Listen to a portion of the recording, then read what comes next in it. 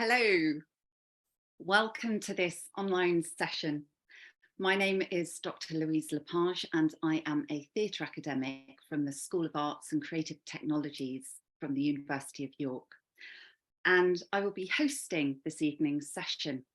I really do have very great pleasure in introducing B. Scott, who will be talking to us about queer science fiction theatre. B is a queer science fiction theatre artist and researcher. Originally from California, B came to the UK in 2015 to complete her MA in music theatre at the Royal Central School of Speech and Drama, University of London. She's currently a creative practice PhD researcher at the University of York's School of Arts and Creative Technologies. So in her talk, B will explore how science fiction plays are reinvestigating and challenging our assumptions about the future of queer life. Without further ado, it is my very great privilege to introduce B and hand over to you, B. Thank you. Thank you so much, Louise. Hi, everybody. Happy Pride Month. Welcome. I hope you guys are having a good evening.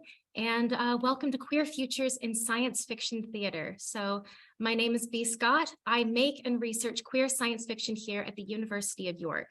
And I'm in the early stages of a creative practice PhD, which means that I study queer sci-fi theatre and then I make my own. I write plays and I try to get them staged. And this presentation is going to cover the background of my research, which has led into my current PhD. So I'm interested in how we imagine the future of queer people through science fiction theater, the things that we imagine us doing, the societies that we imagine ourselves being part of, and how we approach constructing those narratives and telling those stories. The way we imagine the future tells us a lot about how we're feeling about the present. And I also think that science fiction is important to preserve as part of our history. Now, for my research, I look at plays that were written and produced in both the US and the UK. And this is because, as we said, I'm a dual citizen. I'm originally from California. I moved over here a little while ago, and I've been living and working here ever since. So I have a bit of perspective on both sides. And I also think that it's really important that we look at both because most of the shows that I look at eventually get produced in both countries. We like each other's science fiction theater. We like exploring each other's ideas about our societies and where we think we're headed. So a bit of housekeeping for this presentation. I'd like to talk quickly about my use of the word queer. I use queer as an umbrella term for anyone who is not cisgender or heterosexual, and for works that feature queer characters and express queer themes. And it's also the term used in the academic fields that I engage with. Now, our language for identity can shift and fluctuate a lot over time, but for tonight, for this work, this is the terminology that I'm going to be using. I also want to make it clear that I am not here to guess or label the sexual or gender identities of the playwrights whose work I study. I'm looking at what they've written. Anyone can write a queer science fiction play if they're engaging with a queer perspective in good faith. And like language, identity shifts over time, so it's good to just leave a bit of space for that. Now, there's more plays and books and quotes than I can cover in this presentation. So as we said before, please do take screen caps of the slides. I really want to make it easy for you to find these writers and the works that they've done. And with that, let's get started. All right, so let's quickly define what science fiction theater is. And for that, we need to define what science fiction is. Basically, science fiction is stories about changes in civilization or nature beyond our current reality that we either make happen or that happen to us and how we feel about it. So this could be something like we've invented time travel and now we go to the 1920s on weekends for holidays. How do we feel about that? Or it could be the oceans have risen and now we live in a society with green tiger mermaids. How do we feel about that? And these changes that we imagine come from things that we've observed or experienced. So we take the tigers that we've seen in real life, we take the mermaids that we've read about in books, and we put them together and we tell them a story about it. That's what science fiction essentially is. And this means that we're both limited and empowered by our observations. The things that we've personally witnessed and things we've been told influence which ideas we reject and which we accept. So in sci-fi, when we reject an idea, we shut down that possibility. We don't look further, we don't investigate. We're just not very interested in seeing what goes down that road. And then when we accept an idea, we open our imaginations to it. So through sci-fi, we take that idea to a larger than life extreme to really dive in and explore the implications, both good and bad. Sometimes when we accept one idea, it means we automatically shut down another idea as a result. We might not do it consciously. It might just be a natural effect or something that we assume is a natural effect of our choice. And this is one of the many reasons why I approach sci-fi through the lens of queer theory. Now, in queer universes, the editors describe queer theory as a kind of science fiction, the work of imagining a world in which all lives are livable. It also deals with the biases we learn from living with heteronormativity. Now, heteronormativity, for those who don't know, is the idea that heterosexuality is the preferred or normal mode in which humans exist. So working with queer theory helps me assess biases and patterns of thought in sci-fi that stem from heteronormativity, because it can influence what ideas we reject and therefore don't explore, and what ideas we accept and use as the basis for how we imagine the future. And we imagine the future in many different forms. Over the years, we've had sci-fi in literature, in comic books, in radio shows, TV series, film, and music, and in theater. And sci-fi theater interests me because I feel it pushes us to engage with alternate ways of being on a really vivid physical level. Actors sharing a space with an audience. It really makes for a different experience. And theater comes with limitations too, with issues around making performances accessible and affordable to a wider audience. But it's still an important part of the overall cultural landscape. And I think it's important to make sure that it's studied alongside these other forms. Currently, it's an under-researched area. So it's good that we just look a little bit closer here. Now, when I talk to people about what I do, they often comment that they've either never heard of sci-fi theater or that they think it must be very new. But some make the argument that sci-fi theater dates as far back as the ancient Greek tragedies. I'm not going to talk all the way back to the ancient Greek tragedies today, but I am just going to cover briefly the last 100 years. Now, the first big example of popular sci-fi theater in the West that really kicked things off was Rossum's Universal Robots, or RUR, by Karel Čapek. And it premiered in 1921, and by 1923, it had been translated, produced, and performed across 30 countries. It continued to tour for several years, and then it was adapted for TV and film. RUR is about the creation of robots, and this play is where we got the word robot from. The robots in this play are not metallic or cyber the way that we might now think of robots. These robots are biological. They were developed and grown in a lab, and they look just like humans. And in the play, they're used for cheap labor until they rise up and they overthrow the human race. And most humans are eradicated before the robots realize that the method for creating new robots has been destroyed and they need help recreating it. The play ultimately ends with a new robotic Adam and Eve setting out to repopulate the earth. Now, RUR was written right after World War I, and as we've been reminded, that was also the time that we were having another global pandemic in the form of the Spanish flu. And this was also a period of time when industrialization was rapidly developing, leading people to question if their jobs were going to be replaced by machine labor, which might sound familiar right now. So Čapek, by doing this, was exploring how the public felt about these big changes by reframing them into a larger-than-life scenario and taking them to an extreme to explore those feelings further. And over the 20th century, several other playwrights have experimented with sci-fi. There's one that I want to talk about in particular, just because I didn't know, and it surprised me, because I did a unit on Sam Shepard in undergrad, and we only knew him as like this gritty, a cowboy Americana man who did manly man plays. But he also wrote sci-fi, including The Unseen Hand, which first premiered in the US in 1970. And then in 1973, it came over to the UK, where it was performed at the Royal Court. And it was directed by Jim Sharman. And the alien, Willie, one of the main characters of the play, was played by Richard O'Brien. And right after that, O'Brien and Sharman went on to write and develop Rocky Horror Picture Show. Now, musical theater has generally done well with sci-fi. You're more likely to have heard of Rocky Horror Picture Show than The Unseen Hand. So some people suggest that sci-fi works better in musicals because in a musical, you don't have to take the concept too seriously. It can look silly or over the top without alienating the audience. And that seems to be one of the big hangups that some people struggle with when it comes to understanding how we can do sci-fi theater. Some people feel the design of sci-fi theater can't convey a sense of a future or alternate world. And other people just think that geek culture is cringe and shouldn't be done on stage. But it doesn't have to be that hard or complicated. Sci-fi theater doesn't have to look a particular way. It comes down to the function of the story. And as multiple playwrights would later note, the human body works as a really, really strong special effect. Actors can do most of the work to make the concept believable. I think it's worth remembering as well that even for RUR, the concept was that the robots looked just like humans. There was nothing in the script saying that they had to be dressed or designed to look metallic or robotic, like in that production photo that I just showed you before. So the robot characters and the human characters could look exactly the same and still convey the same story about the rise of artificial intelligence.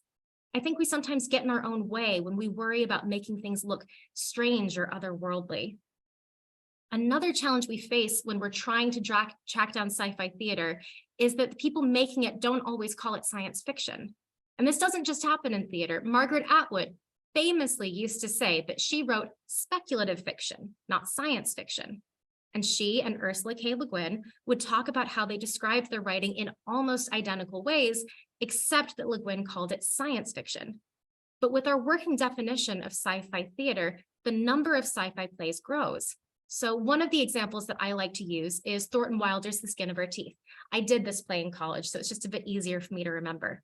It's about a 1940s nuclear family. So we've got mother, father, daughter, son, plus their maid, as they stumble their way through a deep freeze event and a devastating flood and a post-apocalyptic war zone. It's kind of just disaster after disaster after disaster.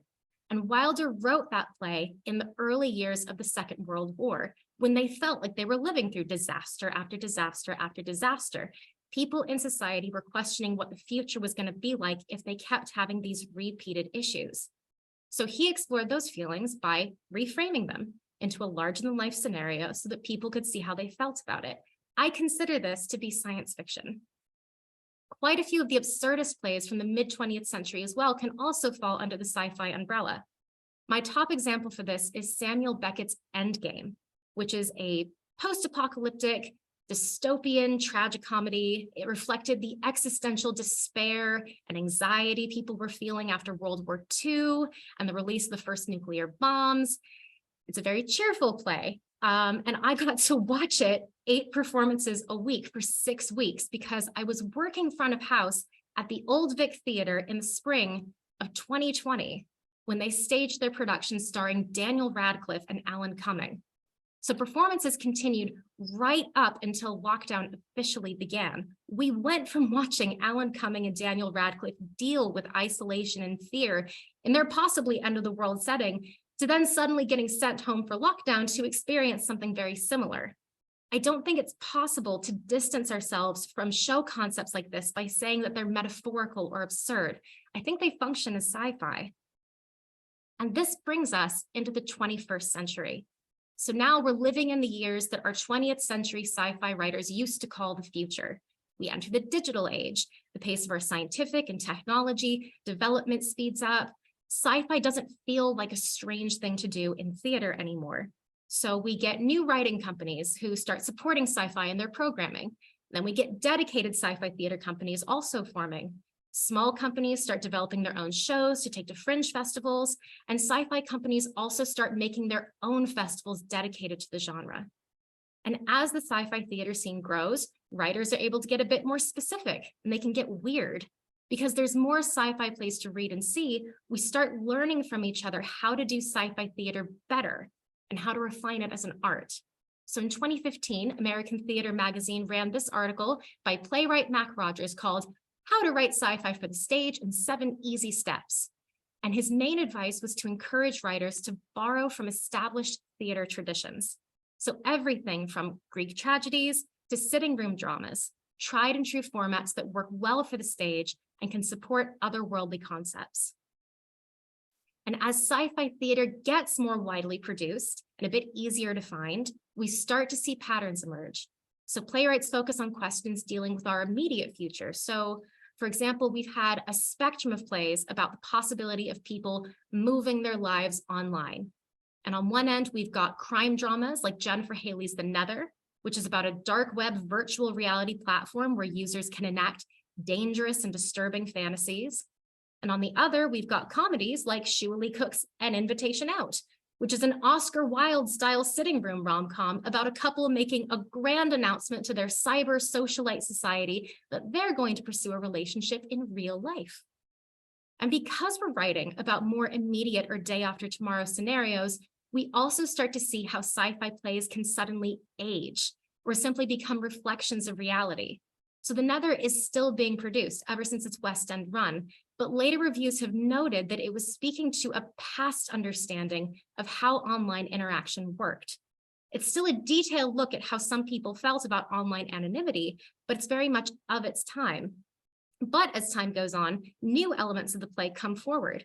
So the play talks a lot about content moderation. We've been learning a lot about content moderation through the change of ownership in Twitter. Plays like this can keep offering fresh insights even when their original context changes. So as I'm reading all these plays, as I go through 100 years of science fiction theater history, I'm looking for where queer characters appear, what role they play in the imagined world on stage and in the narrative itself. I've largely focused on a cluster of work from the 2010s, and I'd like to explain why, because we have got 100 years that we're working with here. Now, first, many of the plays that I've mentioned from the 20th century can have a queer reading applied to them. Alan Cummings' performance in Endgame used elements of camp. It was a queer interpretation. But I'm interested in finding examples of queerness that are written consciously, intentionally, and openly. 20th century sci-fi also has many examples of queerness being used as something alien for usually straight white male characters to encounter and explore. Rocky Horror Picture Show is about super heterosexuals Brad and Janet having a mind-blowing time with literal queer aliens. But queer people aren't aliens, so I'm interested in stories with queer humans. And finally, although examples of queer sci-fi work definitely exist earlier, such as Brides of the Moon by 5 lesbian brothers that I had listed before, the 2010s was when queer sci-fi was hitting the mainstream. This list is barely scraping the surface of everything that was produced in this decade. There's a reason Portal Bookshop opened in New York in 2019. We needed a bookshop that was dedicated to queer sci-fi and fantasy to meet demand. The 2010s, you see what's happening. You see the influences. Because queer sci-fi has gotten more popular in this time, we now have playwrights who are ready to make queer sci-fi plays and audiences that are ready to enjoy them. You need both for the theater experience to work. And that gives me a very strong collection to read and study. Now, in the same way that patterns became easier to trace in sci-fi theater once more of it was being made and supported, patterns start to emerge when I focus specifically on this time.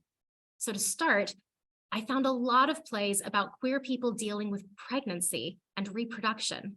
My early results included The Singularity by Crystal Jackson, which is about a lesbian who goes to extreme means to secure artificial insemination, to the point that she ends up endangering the planet in a sci-fi way.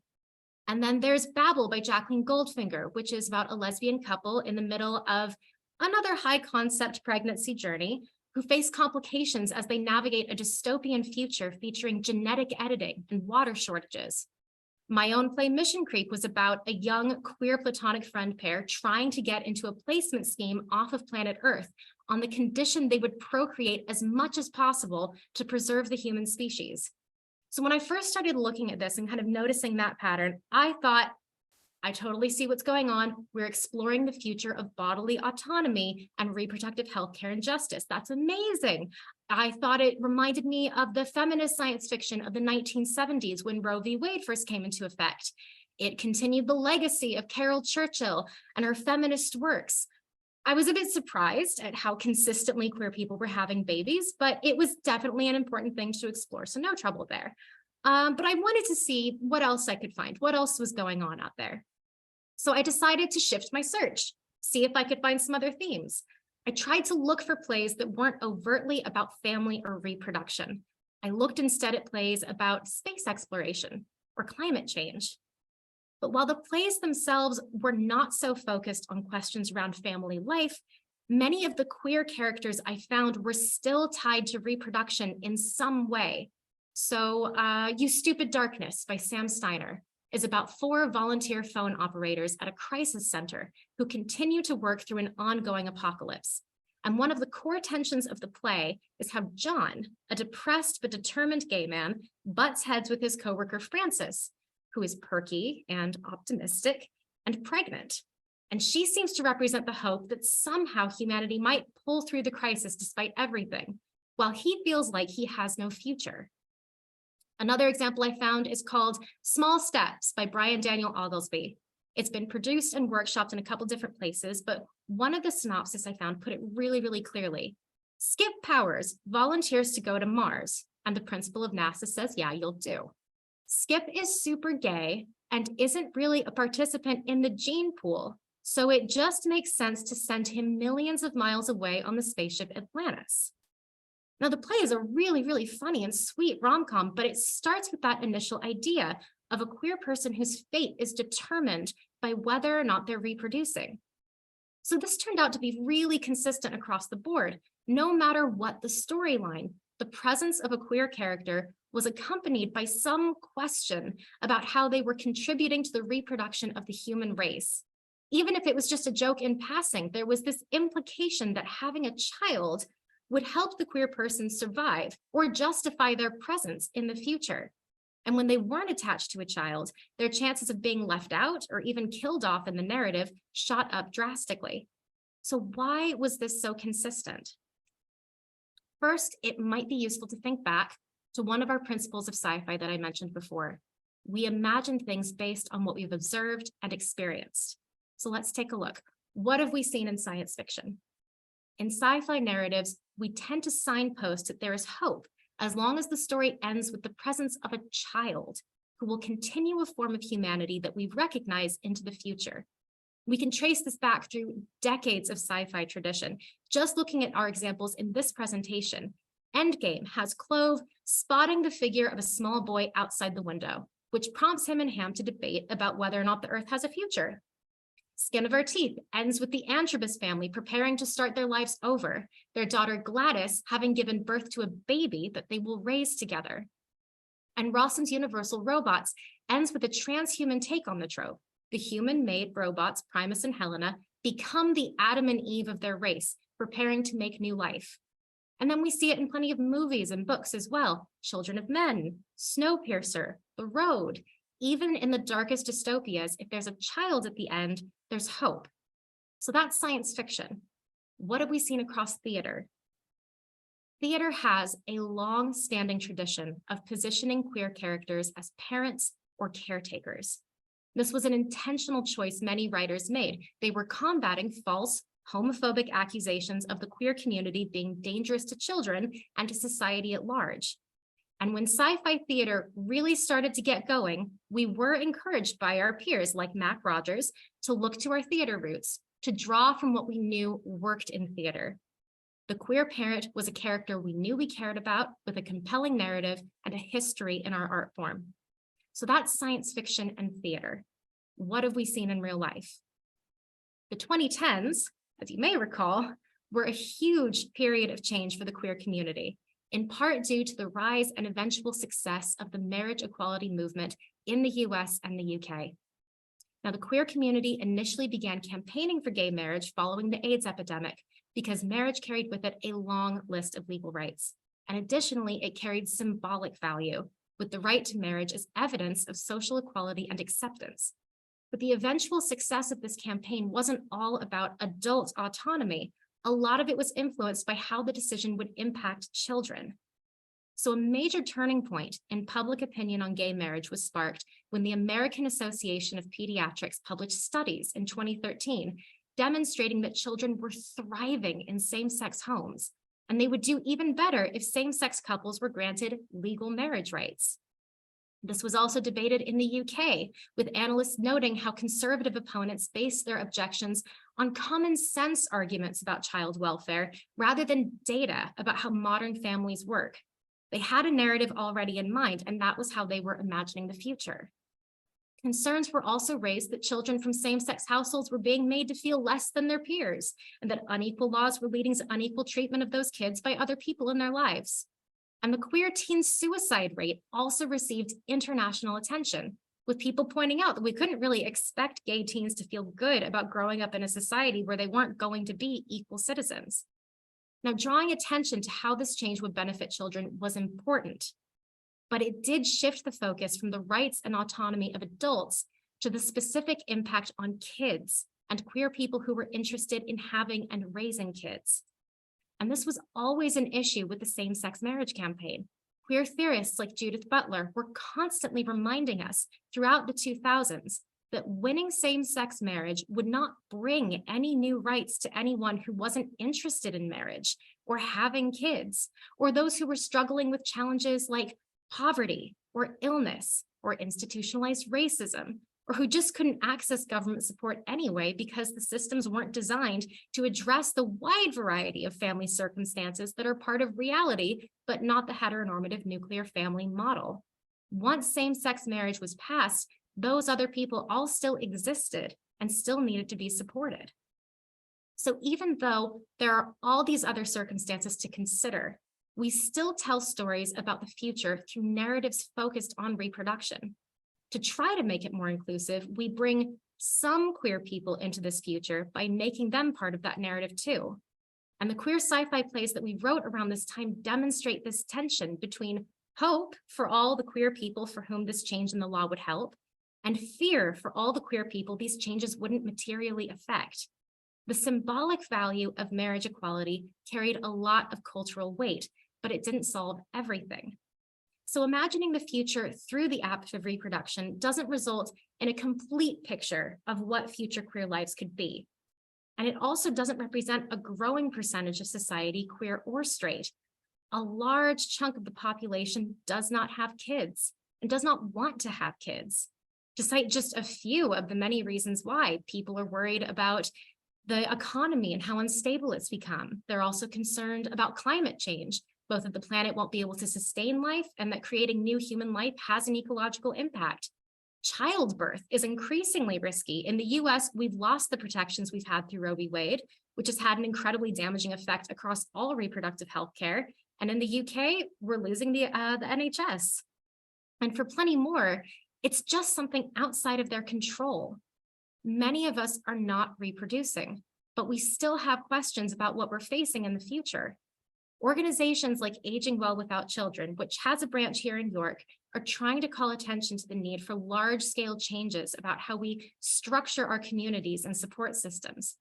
Our current approach to old age care relies heavily on intergenerational support. What does that look like when less people have kids? And even for those that do have kids, what does it look like when other factors impact younger generations so much that they can't afford to offer that support? It's an issue for everybody. So knowing that we have these questions, what does it mean when our sci-fi, the way that we imagine the future, focuses so heavily on the act of reproduction itself, when we mostly imagine people in the future as being reproductive? Are we basing what we imagine on the reality we've experienced or the narratives we've been told over the years? We need to be conscious of this. Now, recognizing that there is more to consider does not devalue what we've chosen to explore in our science fiction so far. By exploring this aspect of queer life deeply and in so many different ways, we created a snapshot of the kind of world we thought was possible based on the growth and positive changes that were happening in real life. I mentioned before the play Babel by Jacqueline Goldfinger, which, as I said, features a lesbian couple who are partway through a high concept sci-fi pregnancy journey, as it tends to be in these plays. Now, this play is dark, it's amazing, it's complicated. It's one of those really fantastic works that shows how a dystopia can also be a utopia and vice versa.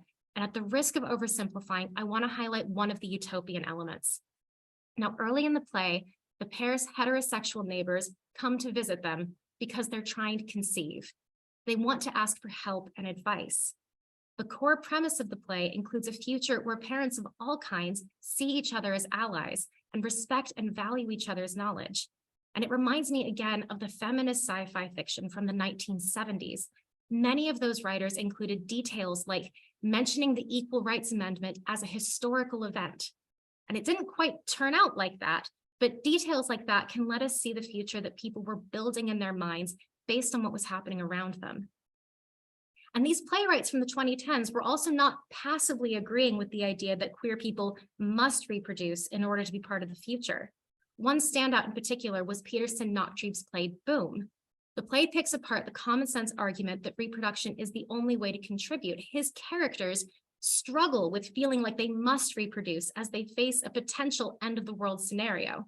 And when they finally reject the call, the world doesn't end. In fact, it's their other actions in the play that end up helping life continue in an unexpected form. So we are going to continue to explore stories about queer reproduction. It's an important perspective, and it's one where we're still learning and growing. But what can we do to keep building our repertoire, so to speak, so it also includes other narratives about the people who help create the means and environment for a society in which children could be raised and a community at large can thrive? Now, as we've seen, our predictions about the future can quickly become outdated or specifically of their time. But as we get into the 2020s, we are seeing some familiar challenges repeat across the US and the UK. Now, we had a pandemic, we went into lockdown. Lockdown raised questions about our work-life balance, the ways that our time is structured, how our labor is valued, and also what labor is valuable. We have questions about what machines can do in our place and which jobs they should take and which we need to do ourselves. During lockdown, we also saw a lot of family-oriented messaging from the government and from our public health services. And this brought attention again, if only briefly, to those groups that Judith Butler reminds us get neglected: the immunocompromised, the poor, the elderly, and anyone who does not fit neatly into the nuclear family model. We have also seen a huge rise in attacks on the trans community. And a lot of those attacks are recycling the same bigoted rhetoric that conservative parties tried to use during the marriage equality movement. And once again, there is a big focus on child welfare, both the real children who are being hurt by these transphobic attacks now, and the hypothetical child who cannot speak for themselves, but political parties still claim to advocate for. So even though the pandemic and lockdown introduced all these new elements to these challenges, we're also seeing older issues cycling again through our public conscious.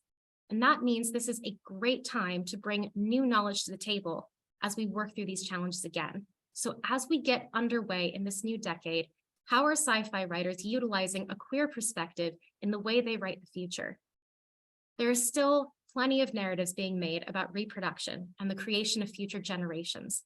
But as we get into the 20s, sci-fi playwrights are starting to shift their attention from reproduction to other relationships, our kinship models, the way we negotiate our place on the planet with other organisms, and how we form and sustain communities. They're drawing ideas about the changes that we can make happen or that will happen to us from queer activism and study. Now, there are many new plays exploring these ideas, but one I'd like to highlight is Rewild by Gemma Lawrence. I got to work on an early extract of this play in 2019, right before lockdown started, and it's now a full-length piece about a small community on Earth working against all odds to create a new nature preserve in the middle of an apocalyptic wasteland. Now, Gemma's work draws from a number of fields within queer theory. So in her play, the characters are attempting to start living as a society again, following a prolonged period of violence and unrest where communal living was not an option. Her micro-society also deals with accessibility, supporting physical and mental disabilities. In queer kinship studies, we analyze how communal and kinship structures outside of the nuclear family model function and succeed. So what does it look like when those relationships are embraced and supported? One of the main conflicts in Gemma's play is that the characters are struggling to coexist with nature as caretakers, in addition to being reliant on its resources. They're also having to rewrite their knowledge about plant life from scratch.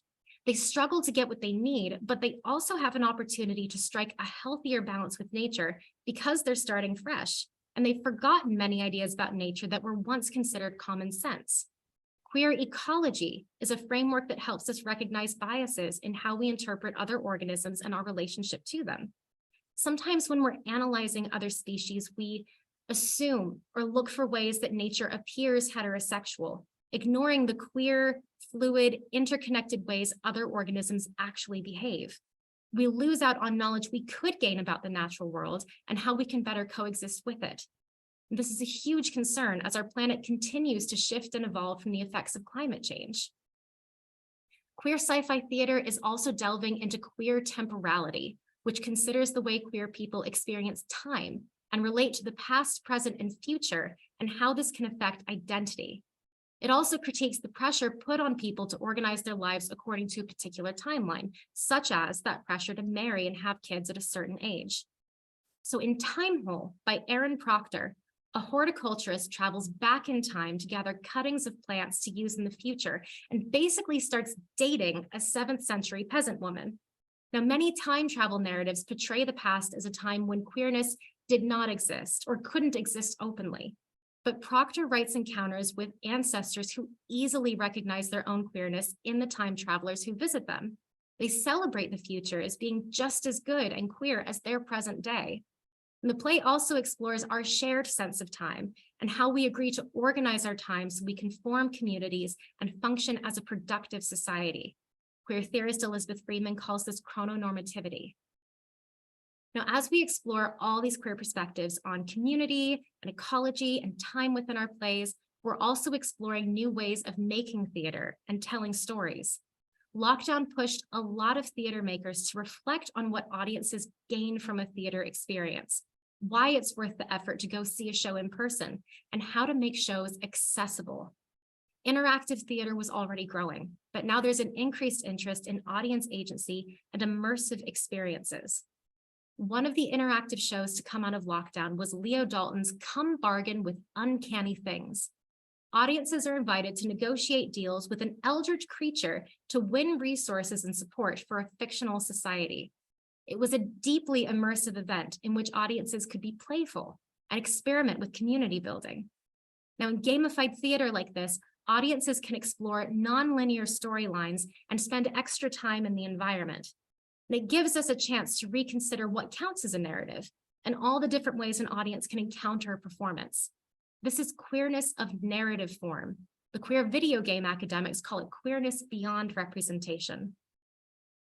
And this is just what we're seeing as we get started with the 2020s. And as I said before, my PhD is in the very early stages. I'm continuing to gather resources and new plays to study. So if you know of a show that you think should be considered part of our growing sci-fi theater canon, please reach out and get in touch with me. And if you have any questions about anything you've heard today, or want further recommendations of resources to look into, I'm always happy to chat. Thank you so much. Fantastic, Bea. Thank you so much for that. I'm gonna drink some water now. Yeah, that was fantastic. That was fascinating. Thank you so much.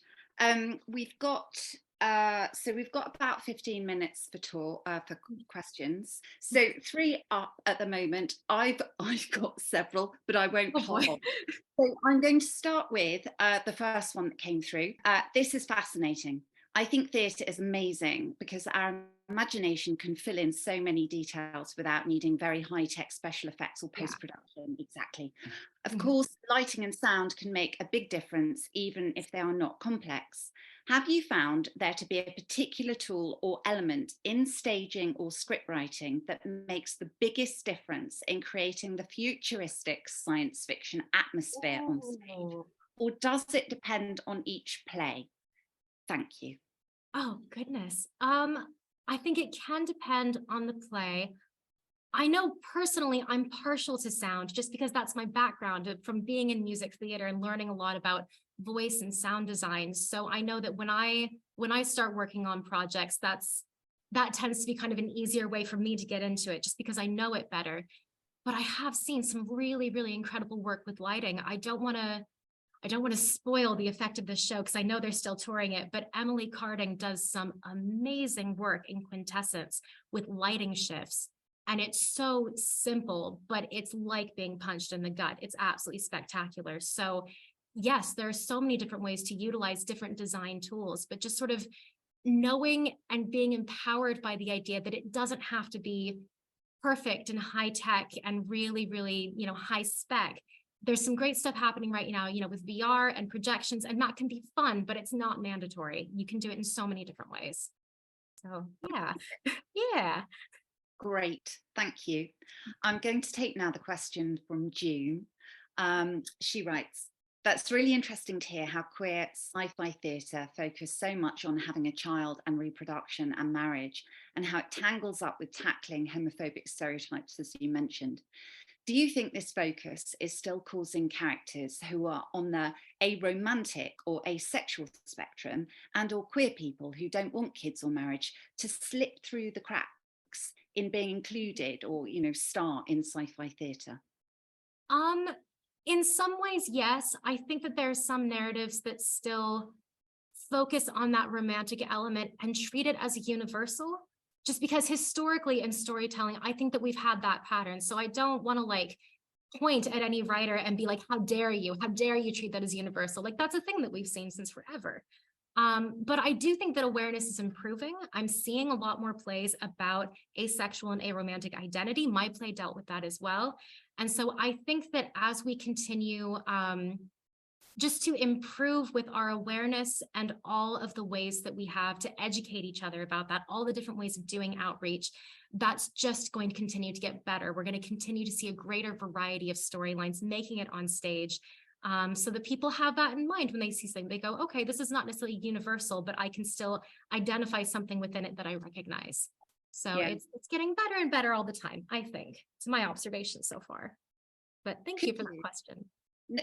Yeah, and I'd quite like to pick up now. You referenced one of your own plays. Mm-hmm. You haven't really spoken about your own work very much. But you are writing, have been writing, and continue to write your own sci-fi theatre. Could you tell us a little bit about it? Sure. So the first play that I did was a couple years ago.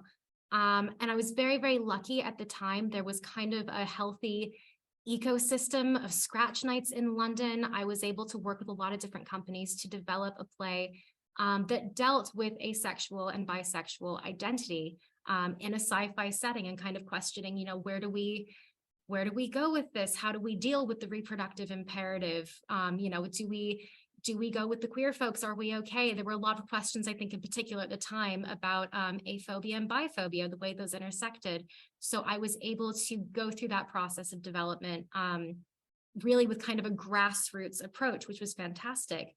Since then, we've had lockdown. Things have changed a lot. I've moved. I'm going elsewhere. And so now I'm looking more into interactive theater. I've had a chance to talk with people like Leo Dalton about what they get out of that experience and what they're able to provide. So that's been really exciting to get to kind of grow in that capacity. And York's a great place to do that. People are really keen to play.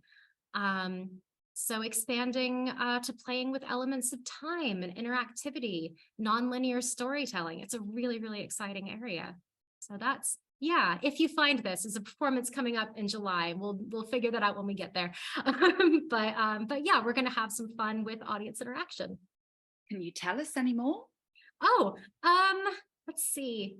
If You Find This is a show in which the audience are a bunch of hitchhikers traveling together in space, and they're trying to find their way to a safety zone on the other side of the universe.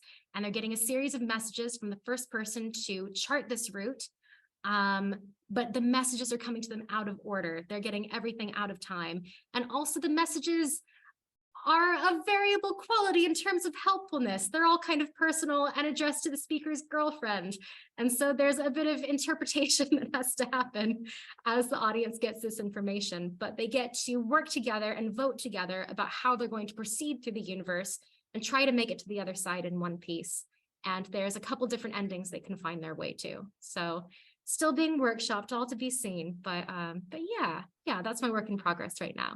And which of the strands, the kind of themes that you've picked up on that queer science fiction theatre has been exploring, which of those are influencing that work or future ideas you've got?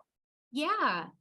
I got to spend a lot of time this year delving more into queer temporality. So queer time, all the different ways that you can approach time in cycles and jumping through timelines. And a lot of it ties back to basically how queer people experience time in their lives in society. When you find yourself living a life that doesn't fit perfectly with sort of the linear timeline that people have, where you go to school and then you graduate, you get your job, you get married, you have kids, you age out, you retire, sort of that linear progression, which queer people don't always access quite cleanly. Sometimes we go back, we repeat certain steps. Sometimes we veer off entirely and go wander around somewhere else and then intersect, back and forth a few times over life. So that's been really interesting to try to take into a narrative construct perspective in terms of shaping a story that can really explore a queer perspective and what that experience is like. So I've been toying with that a lot this last year, and reading up on it and trying to get my knowledge real sharp so that I can do good. Excellent. Right, thank you, Bea. Now we're on to Luke. Oh God, I'm going to have to hurry up. We've got more coming through. Right, come on, talk fast, Bea. So, question from Luke. Really fascinating talk, Bea. Thank you. I wondered if you could go and see a hypothetical piece of new theatre tomorrow night. No, so I wondered if you could go and see a hypothetical piece of new theatre tomorrow night, what would you love to see contained within it and why? What would I love to see contained within it and why? Oh my gosh. I mean, you say go to see hypothetical shows, and immediately I'm thinking about the performance dates for that final list of plays that I had up going to the 2020s. A lot of them are going to see their first production this year. So knowing that they're going to be popping up all over the world, and unfortunately, I can't fly all over the world, but things that I'd want to see in a production tomorrow night. Oh my gosh, the mind boggles. I'd really like to try out more interactive theater, to be perfectly honest. I think before lockdown, I found the idea very intimidating. The idea of, dealing with audience interaction, with the actors, with finding my way around the space. I wasn't sure how it could work. And now that I'm leaning into it more, I'm sort of like, oh God, this can be so much fun. And it doesn't have to be, something where you make up a whole character on the spot. There's so many different ways to do it. So a chance to go see some interactive theater and try my hand at it a bit more strongly, I think would be my ideal for tomorrow night. Exciting. Right, then we have really fascinating talk. Thank you very much. I was wondering if you know of any works that explore realms where heteronormativity is significantly reduced or entirely absent. And then we have below that, I don't know if it's the same one, but it says Left Hand of Darkness by Ursula Le Guin. Oh, right. So totally alternate worlds. I do know of a few plays that I saw much earlier in the 2010s that were exploring, they took really, really significant emphasis from the 1970s, separatist lesbian fiction, which was, for anybody who doesn't know, in the 1970s, we were experimenting a lot with feminism and different forms of feminism. And so sci-fi writers were writing these utopian societies that were all female and exploring what the pros and cons of that would be, how it would work. And so there were some really cool plays that were happening around 2015, 2016. Do I remember the name of it? It was at the Vaults Festival. It had interpretive dance. There was a whole history of how they separated from the earth. I want to say it was called 2:52 a.m., but I feel like I'm just spitting out numbers. I am going to look into this and I can put it up on Twitter later. But that in particular, you said that, and that's the production that I just remember super vividly, down in the vaults in the dark with the blue light. Great. And I think there are some more plays like that. Yeah. Later. Great. Thank you. Moving on, because they're oh yeah. Sorry, clock's ticking. Thank you. So this is from Emily. Thank you so much for your talk. You mentioned that feminist works in the 70s and science fiction theatre, queer or otherwise, are intertwined. Do you think that they will continue to be combined together, or will there be a movement other areas that are prevalent, such as how racial identity and homophobia are intertwined? Absolutely, yes. There's been so many really, really excellent Black playwrights doing Afrofuturism. One of the plays off that final list, Derek Lee McFadder, Underdrown, is about an African goddess getting into like a VR game system. It's like this Ghost in the Machine situation. And that's just the first of like a whole suite of plays that I know that he's working on. So there's definitely a lot more branching out to be had with that. I do want to say, I think most of the plays by Black playwrights that I've seen in this field are really about our relationship with the cyber and with kind of alternate futures and realities through a cyber reality, which is interesting, which is, I don't know what specifically the connection is there. I'd have to look into it a lot more, but I would say start with those search terms. That's where a lot of work is happening that I've seen so far. Great, thank you. Mm-hmm. We have another question. Thank you so much for this amazing presentation. As someone who loves sci-fi books as well as theatre, is there scope for adapting any of those books you mentioned previously for the stage? I think so. I feel like in the earlier 20th century, a lot of the sci-fi that was happening was adaptations of books. There was a big relationship with that, and that people would use those books as their basis. And I haven't seen that as much. I feel like we still tend to do adaptations of like 1984 and things from the 50s and 60s. But if we can start adapting the stuff that we're writing now, I mean, if the authors are willing, I feel like there must be a ton of scope for that. And it would be a really, really fun thing to do. It would be like the Terry Pratchett adaptations that we do. It would be good communal sense. I would enjoy that. So I think so, definitely. Excellent. Another question. Could you talk more about the temporality of queer narrative forms? I heard that the hegemonic narrative structure we're used to is very patriarchal in the sense that there always needs to be a climax, which slice of life pieces thoughtfully challenge, and stems from European Enlightenment movement as well. What do you think about that? So queer temporality can work in so many different ways. I think something that I didn't talk about as much before when I was talking about the narrative form is also about how we relate to history, which is what Timehole deals with a bit. And there's some other great plays as well that have started to sort of reinvestigate the way that we imagine history and how we relate to those people, and how as well we think of time progressing. That linear narrative that I talked about with people's individual lives also tends to be how we think about history, you know, that it's always a progress narrative, it's always charging towards something.